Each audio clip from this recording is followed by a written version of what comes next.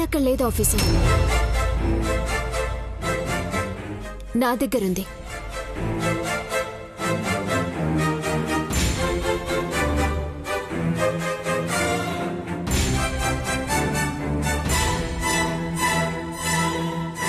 ఇదిగో తీసుకో. నా మీద నీకింకా అనుమానం పోలేదు కదా, తీసుకో. కాల్ హిస్టరీ క్లియర్ చేసావు కదా? నాకు తెలుసు బెంగళూరులో ఉన్న సంపద వాళ్ళు మా వాళ్ళ నుండి తప్పించుకోవడానికి కారణం నువ్వే ఇన్ఫర్మేషన్ ఇచ్చావు. హలో ఆఫీసర్, నేనెందుకు వాళ్ళకి ఇన్ఫర్మేషన్ ఇస్తాను? అండ్ వన్ థింగ్, నిజంగా నీ ముద్దుల మొదటి భార్య సంపద ముంబైలో ఉందో బెంగళూరులో ఉందో నాకేమీ తెలీదు. తెలిస్తే ఈ పాటికి నీ కాళ్ల ముందు పడేసి నిజమేంటో జరిగిందేంటో చెప్పించేదాన్ని. ఓ అవునా? అయితే మిస్ అయ్యారని నువ్వు బాధపడకు. నేను సంపదని పట్టుకొని తీరుతాను.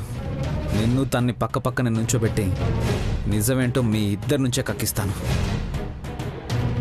అప్పుడు కూడా సంపద నీ పేరు చెప్తే నిన్ను నా నుండి ఆ దేవుడు కూడా కాపాడలేడు. సంపద వాళ్ళు దొరకకూడదని పూజలే చేస్తావో హోమాలే చేస్తావో చేసుకో.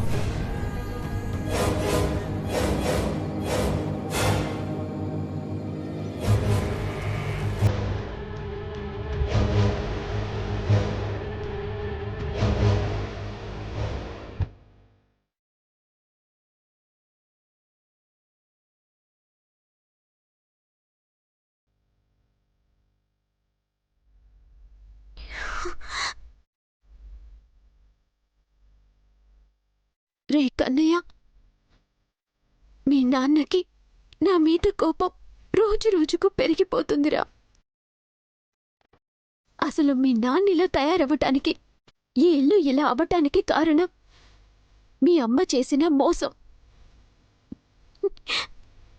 మీ అమ్మని అంతలా ప్రేమించాడు మీ నాన్న. అసలు మీ అమ్మ ఆడపిల్లైనా అనిపిస్తోంది.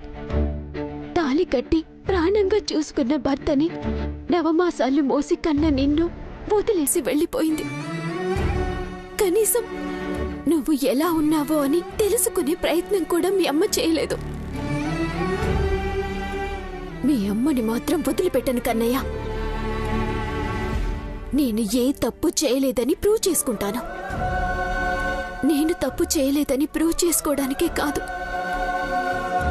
నీకు కన్న తల్లి ప్రేమని దగ్గర చేయాలనే ఉద్దేశంతో కూడా.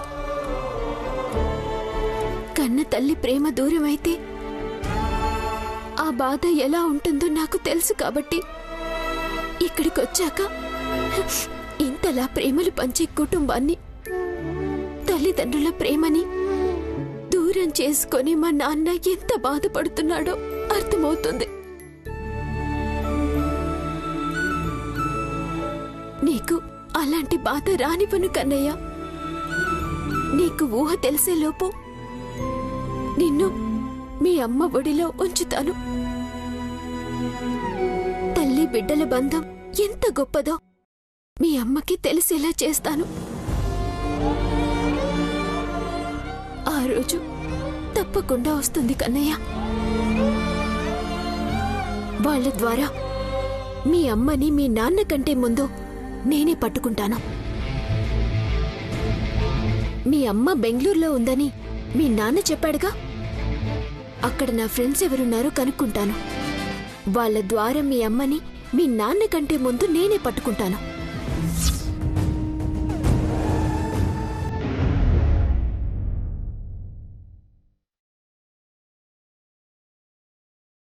వాసు, నేను నంబర్ చెప్తాను, నోట్ చేసుకోండి. Okay sir. 9849 నేమ్ కళ్యాణి. ఈ నెంబర్ నుంచి వచ్చే కాల్స్ పోయే కాల్స్ అన్నీ రికార్డ్ చేయండి. Okay sir.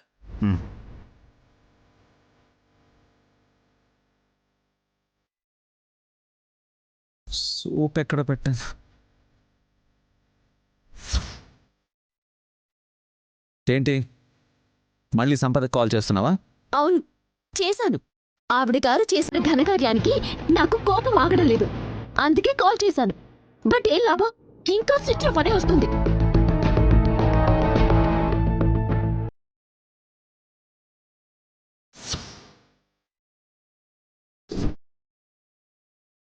కళ్యాణి, సంపద నువ్వు కలిసి ఆడే గేమ్కి నేను చెక్ పెడతాను.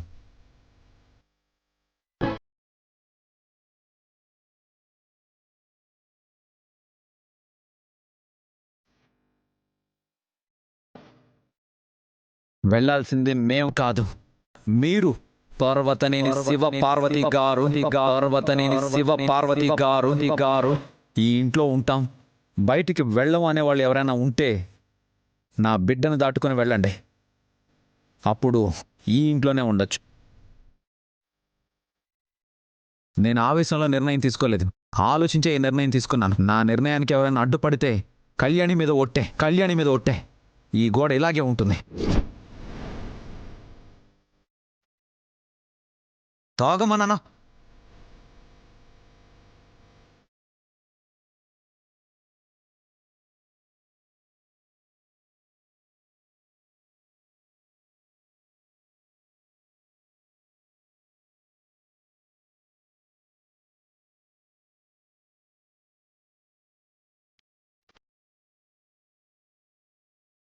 కళ్యాణి గురించి ఆలోచిస్తున్నావా శివ? అవునండి. కళ్యాణికి పెళ్లి చేస్తే నా కళ్ళ ముందే ఆనందంగా ఉంటుందని ఆశపడ్డాను. తొందరపడి తప్పు చేశాను. ఆ సీతుతో పెళ్లి ఒప్పుకొని తప్పు చేశాను. ఈరోజు కళ్ళ ముందు మనవరాలు బాధపడుతున్నా కనీసం కన్నీరు తుడిచి ఓదార్చలేకపోతున్నాను.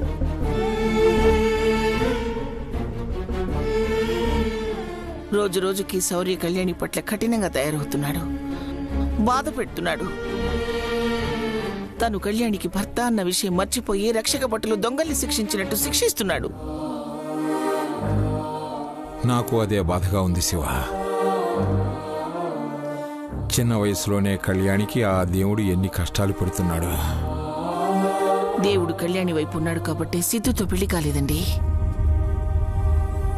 శౌర్యలో మార్పు రావాలంటే ఏదో ఒకటి చెయ్యాలి.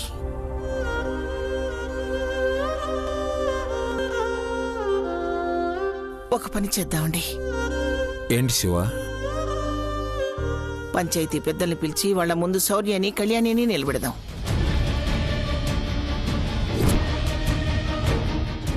శౌర్యని వాళ్ళ ముందే గట్టిగా అడుగుదాం. లేదంటే రక్షక భటుల నిలయానికి వెళ్ళి ఫిర్యాదు చేద్దామా? రెండూ చేయలేము శివ.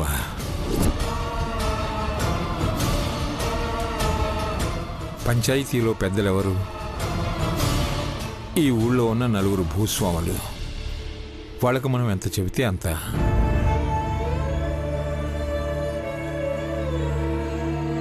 అలాంటి వాళ్ళ ముందు మన ఇంటి పరువు పెడతాను అంటున్నావు. వాళ్ళ ముందు మన ఇంటి పరువు పెడితే మనం చులకనైపోతాం, ఊరంతా తెలిసిపోతుంది.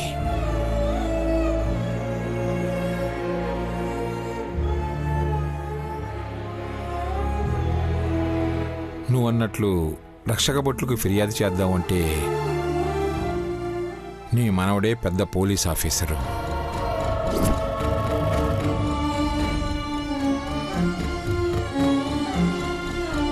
మనం వెళ్ళి ఒకరికి ఫిర్యాదు చేశాము అంటే ఆ క్షణమే మన ఇంటి పరువును మన చేతులతో మనమే సమాధి చేసిన వాళ్ళం అవుతాం శివ.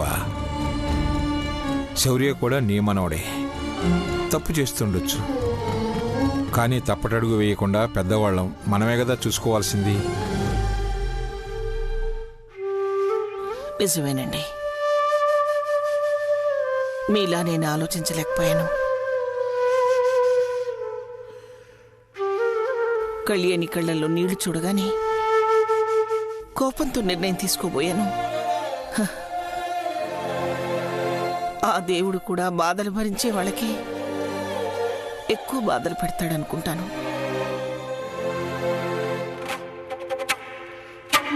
ఈ ఇంట్లో అడుగు పెట్టగానే అనుపమ తన కష్టాలు తీరిపోతాయనుకుంది. కానీ ఈ ఇంటికి కోడలుగా వచ్చాకే అనుపమ కష్టాలు మొదలయ్యాయి. 18 ఏళ్లు కళ్యాణి వాళ్ళ అమ్మా నాన్నల దగ్గర ఆనందంగా పెరిగింది. మన ఇంటికి వచ్చిన దగ్గర నుంచే కళ్యాణికి కూడా కష్టాలు ప్రారంభమయ్యాయి. వాళ్ళిద్దరి గురించి ఆలోచిస్తుంటే కన్నీళ్ళు ఆగటం లేదండి. నేనేమిటి ఇలా అయిపోతున్నాను? నేను ఇలా బాధపడకూడదు. నేను బాధపడటం అనుపమ చూస్తే తను కూడా బాధపడుతుంది. అనుపమ బాధపడితే కళ్యాణి తట్టుకోలేదు.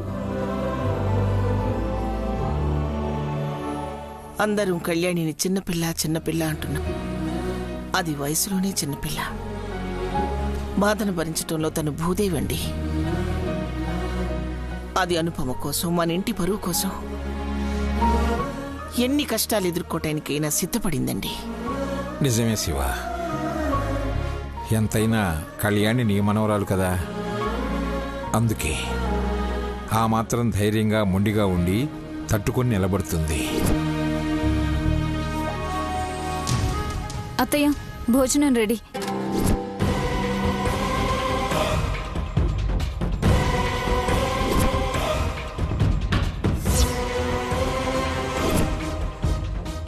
ఏమైంది అత్తయ్య అలా చూస్తున్నారు? నువ్వు అమాయకురాలివని ఇన్ని రోజులు అనుకునేదాన్ని పల్లవి. కానీ నీ తమ్ముడు ఇంత చేస్తున్నా ఒక్క మాట కూడా మాతో చెప్పకుండా దాచిపెట్టి ఈరోజు ఈ ఇల్లు 2 ముక్కలు అవటానికి కారణం నువ్వే అవుతావు అనుకోలేదు.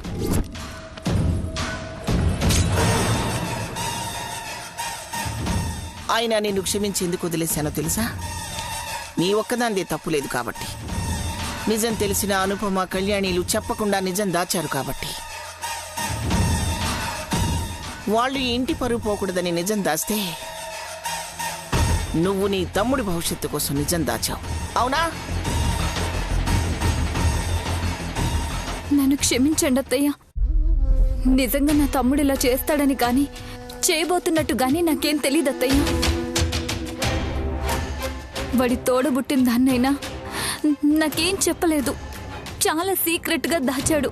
కావాలంటే నా మీద ఒట్టత్తయ్యా.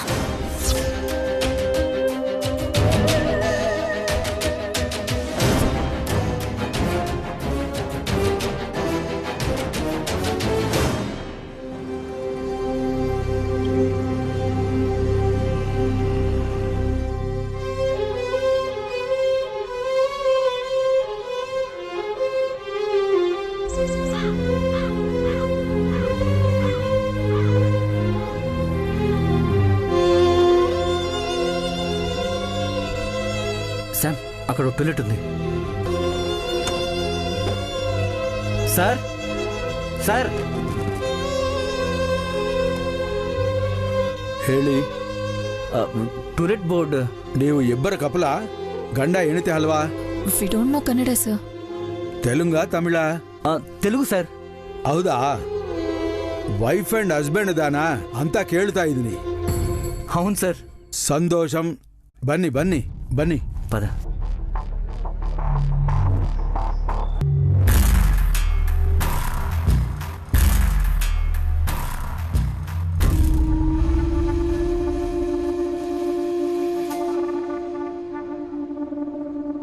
రెంట్ 10,000.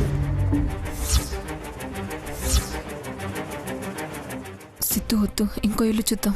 ಅಮ್ಮ ತಾಯಿ, ಬೇಡ ಅಂದ್ರೆ ಎಲ್ಲ ಸಿಗರಿಲ್ಲ. బయట ఇంకా ఎక్కువ రెంట్ ఉంది శామ్. ಮಿನಿಮಮ್ 20,000 ನಡ್ತಾ ಐತೆ. ಇಂದ ಸಾಮಾನು ಯೂಸ್ ಮಾಡಹೋಲಿ. ನಿಮಗೆ ಆಫರ್ ಕೊಡ್ತಾ ಇದ್ದೀನಿ. Okay sir, thank you. 2 months rent advance ಬೇಕು. 2 months నెక్స్ట్ మంత్ ఇస్తాను సార్, ప్లీజ్. ಓಕೆ, ಅರ್ಥ ಮಾಡ್ಕೋಬೇಕು. All the best. Okay sir, thank you. ఇలాంటి చోట ఎలా ఉంటాం సిద్ధు? రాజీ పడకపోతే అవస్థ పడతాను శామ్. మనం నీకు సినిమాల్లో ఛాన్స్ వస్తే ఈ కష్టాలన్నీ తీరిపోతాయిలే. నువ్వు రేపొద్దున ఆడిషన్స్కి వెళ్ళినప్పుడు ఇప్పుడు చెప్పినట్టు పెళ్ళైందని మాత్రం చెప్పుకో. సరే, నువ్వు అలా కూర్చో, నేను ఇదంతా క్లీన్ చేస్తాను.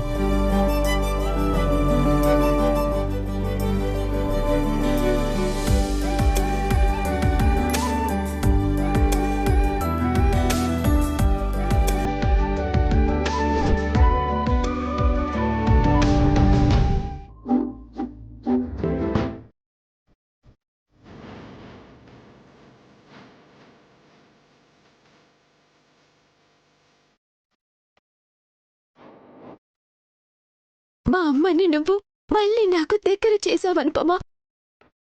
Thank you so much. Thanks చెప్పాల్సింది నాకు కాదు, శౌర్యకి. శౌర్యని ఇలా ఫోటోలు కలెక్ట్ చేసి ఆల్బమ్ చేశాడు. Thank you officer. It's okay.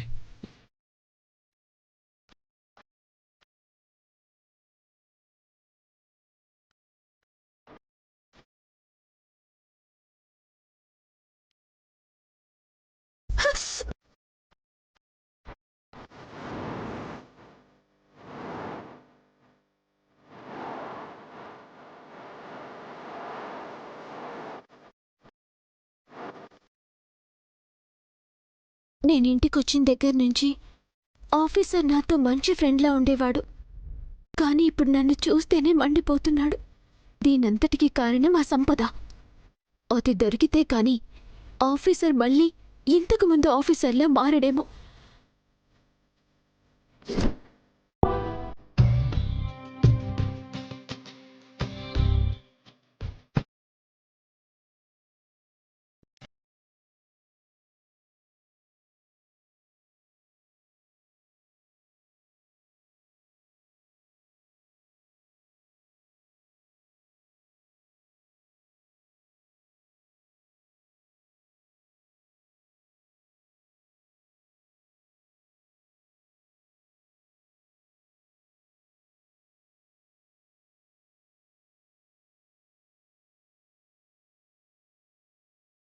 ఎలా అయినా సంపదని పట్టుకోవాలి.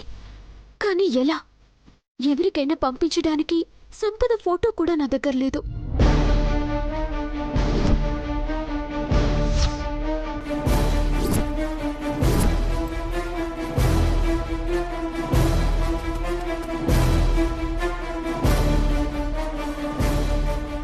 స్టోర్ రూమ్లో సంపద ఫోటో ఆల్బమ్ పడేశారు కదా. ఆ ఫోటోస్ తీసుకొని స్కాన్ చేసి బెంగళూరులో ఉన్న ఫ్రెండ్స్కి పంపిస్తే ఎస్, ఎలా అయినా అనుపమమ్మకి చెప్పి ఆ ఫోటోస్ తీసుకోవాలి.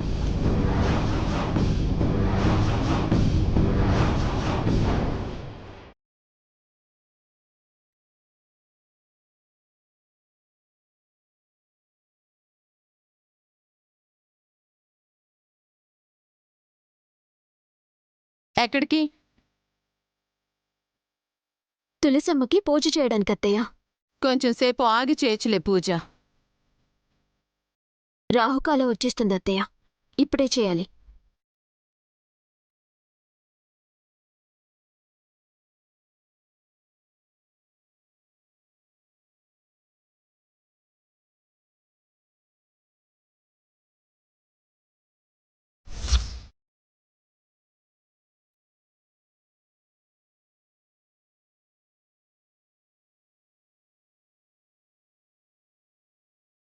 అమ్మా తులసమ్మ, కళ్ళ ముందు కూతురు ఉన్నా ప్రేమగా పలకరించలేకపోతున్నాను. గుండెలకి హత్తుకోలేకపోతున్నాను. పాపం కళ్యాణి శౌర్య వల్ల, దమయంతి వల్ల కష్టాలు పడుతూ ఉంది. ఈ సమస్యకి పరిష్కారం చూపించు తల్లి.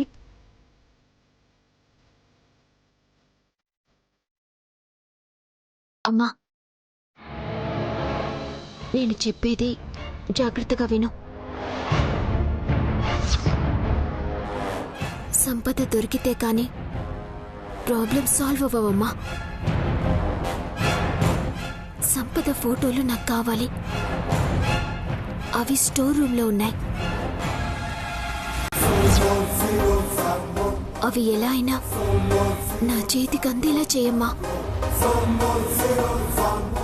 ఇది మంత్రాలు చదువుతుందా? అనుపమతో సీక్రెట్గా మాట్లాడుతుందా?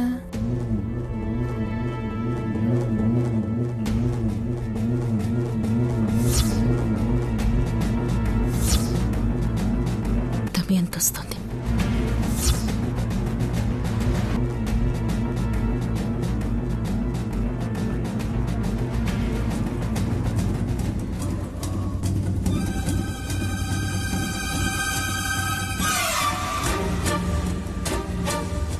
ప్రతిసారి పానకల్లో పుడకలాగా అడ్డుపడుతుంది. తొక్క మీద కాలు వేసి పడేలా చూడు తల్లి.